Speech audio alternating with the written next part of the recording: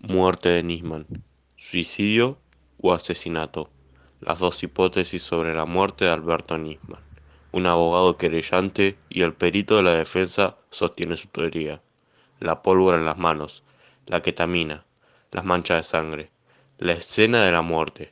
¿Qué concluyó cada uno de los 5 informes médicos y criminalísticos? Le suministraron ketamina.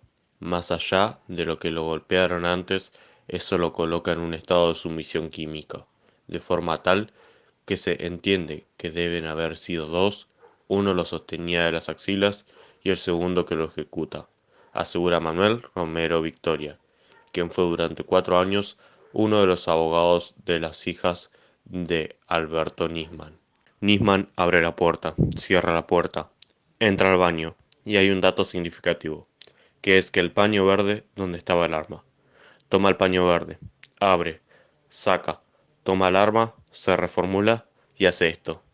Dice, con sus manos sobre un costado de la cabeza, Luis Olavarría, licenciado en criminalística, que representa como perito a Diego Lago Marcino, el informático que le llevó a Nisman la pistola y que está procesado como partícipe de un crimen en la causa. Y así están planteadas en la causa judicial dos maneras distintas de morir sobre una misma muerte.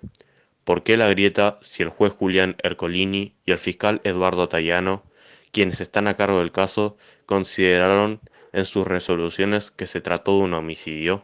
¿Por qué el peritaje de Gendarmería Nacional, que concluyó que a Nisman lo mataron, presenta objeciones sobre su modalidad de trabajo y algunos de sus puntos? ¿Y por qué otros expertos, como el cuerpo médico forense, no pudieron llegar a una conclusión?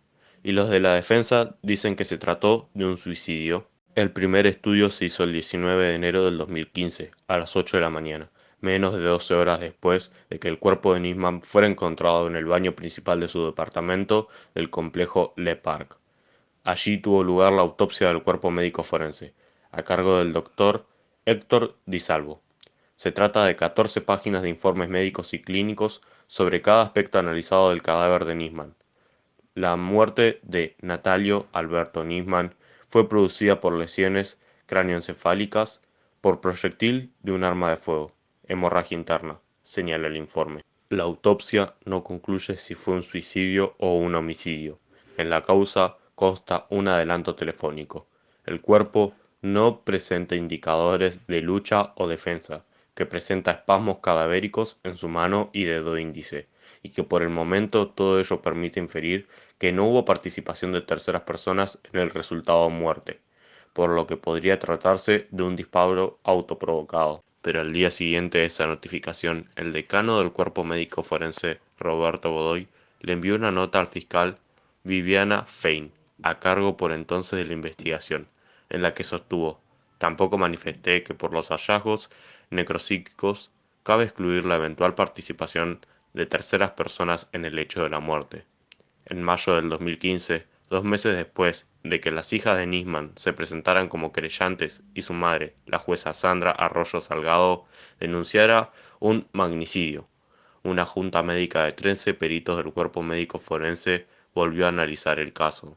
Desde la perspectiva médico-legal, no podemos afirmar ni descartar con certeza científica cualquier hipótesis de casualidad subjetiva, es decir, que se trate de una muerte voluntaria autoprovocada u ocasionada por la acción directa o indirecta de terceras personas, se sostuvo. El segundo informe de importancia en la causa lo presentó en junio del 2015 la División Criminalística de la Policía Federal. Los peritos concluyeron que se trató de un suicidio. La hipótesis más probable es que el doctor Nisman habría estado parado junto a la bañadera, frente al vanitori, sobre la alfombra de cara al espejo y con el lateral del dorso levemente perfilado hacia la puerta al momento de producirse el disparo. El informe lo hizo el Centro de Investigaciones Fiscales de Salta en febrero del 2015. Fue un barrido electrónico sobre las manos de Nisman. En rigor, es sobre adhesivos de carbono que se tomaron de las manos del fiscal fallecido. El estudio indicó que se hallaron partículas consistentes con residuos de disparo, que pueden estar asociadas con la descarga de un arma, pero también podrían originarse a partir de otras fuentes no relacionadas con una deflagración de armas. En aquel momento, los técnicos explicaron que los residuos pueden no detectarse por varios factores. El CIF hizo en septiembre del 2015 un segundo informe. Se disparó 3 veces el arma y se analizó qué tipo de rastros dejó con distintas horas de diferencia. Los expertos usaron un maniquí con piel de cerdo para intentar reconstruir lo que pasó con las manos de Nisman. La conclusión fue que en las muestras colectadas después de cada disparo se hallaron partículas características y consistentes, con residuos de disparo de armas de fuego. El tercer informe clave para la causa se lo ordenó a la Gendarmería, cuando la causa ya había pasado al fuero federal, bajo la hipótesis de que la muerte del fiscal ocurrió en el marco de su función. El fiscal Tayano entendió que los anteriores no eran concluyentes y el caso requería una junta interdisciplinaria. En septiembre del 2017, la fuerza sostuvo que Nisman no utilizó las manos para efectuar el disparo que le causara la muerte violenta. Esa conclusión fue avalada por las dos querellas, que entonces tenía la causa, y objetada por los peritos profesionales que representan a Lagomarsino.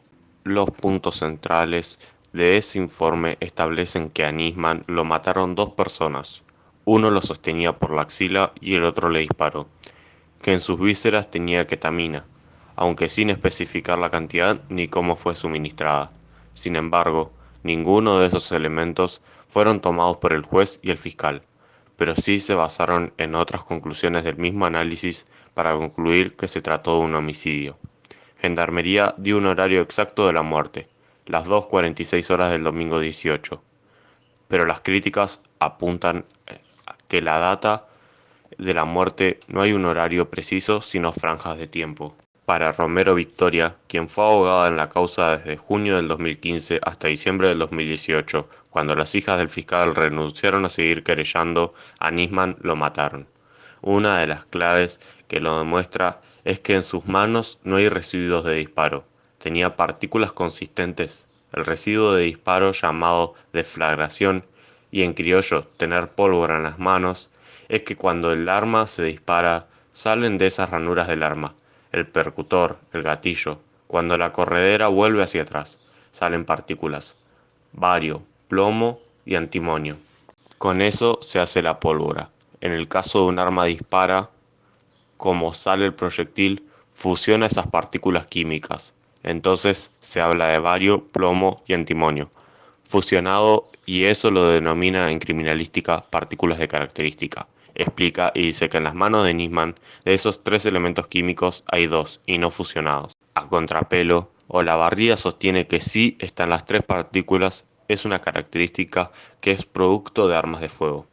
Según precisa, a veces no hay tres partículas, hay dos partículas unidas que no alcanzan la categoría que se llaman partículas consistentes, pero consistentes con residuos de disparo. ¿Y había en las manos de Alberto Nisman? Sí, había. ¿Cuántas?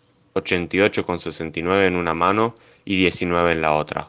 O sea que ambas manos tenían.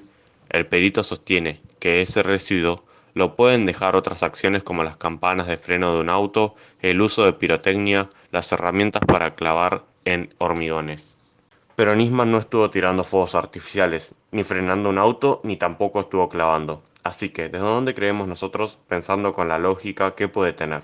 Pero acá hay un elemento que suma y que resta al mismo tiempo, que es la sangre. No olvidemos que es tan rápido el suceso que viene la partícula y viene la sangre, así que la sangre puede barrer perfectamente lo que está, dice Olavarría. Pero Romero Victoria no coincide. ¿Qué sé yo qué hacía?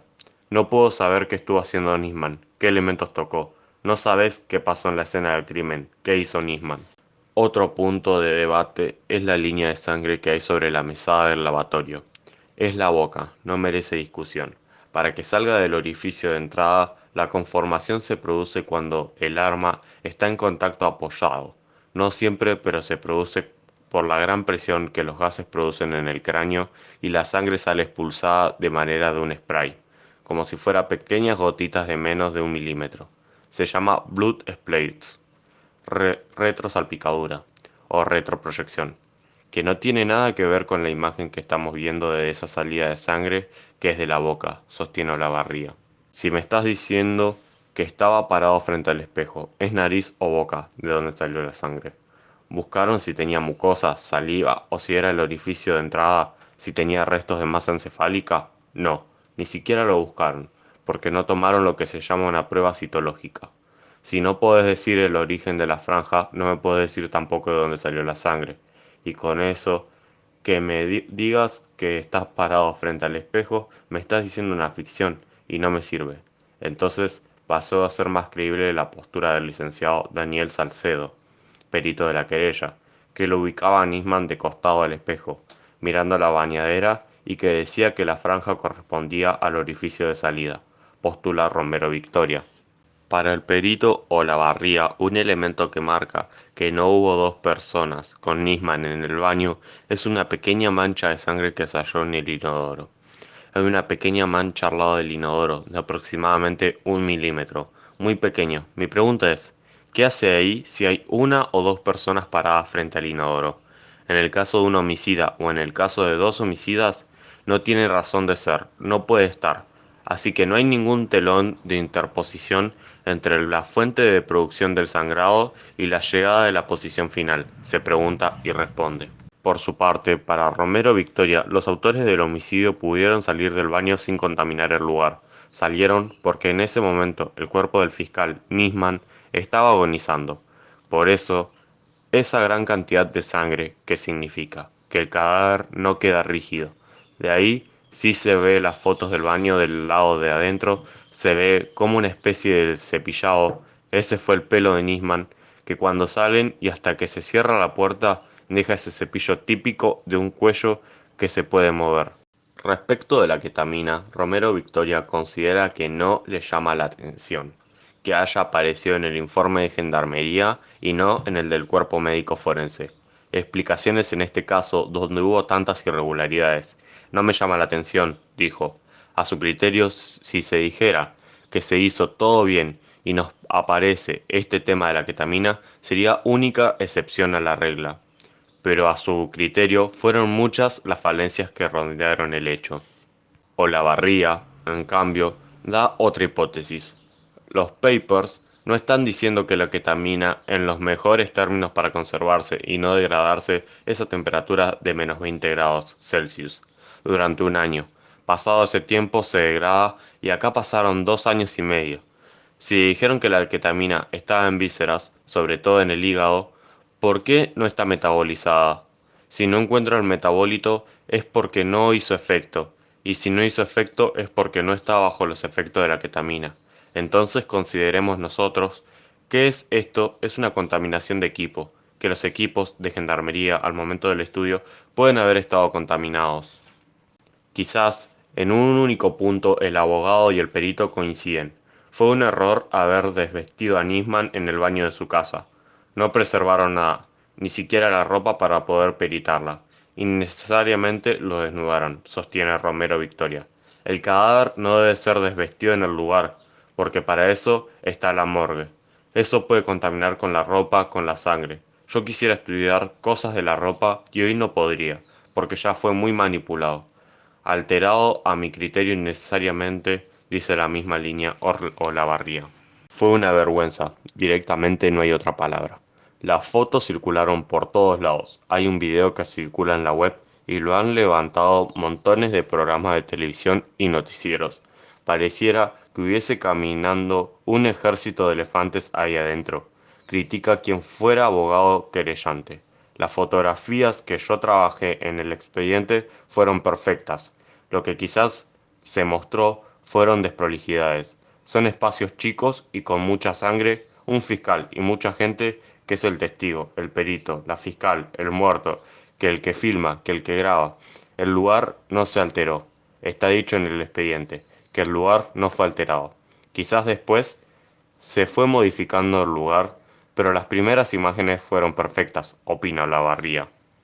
Para Romero Victoria hay más elementos que avalan el homicidio. El teléfono había sido borrado. No hay un solo mensaje entrante ni saliente antes de ese domingo en que apareció muerto. Estaba hecho a través de lo que se conoce como un método borrado seguro. La computadora fue manipulada. Le borraron los registros Windows. No sabemos qué por qué, no sabemos qué tenía. En su departamento no se encontraron huellas.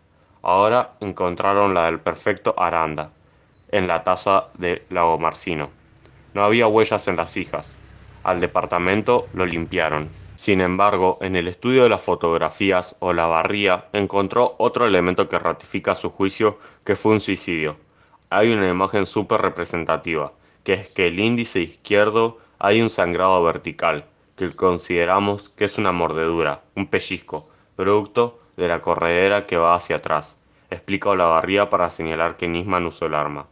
Dos posturas, dos hipótesis contrarias entre sí y sobre todo las mismas pruebas.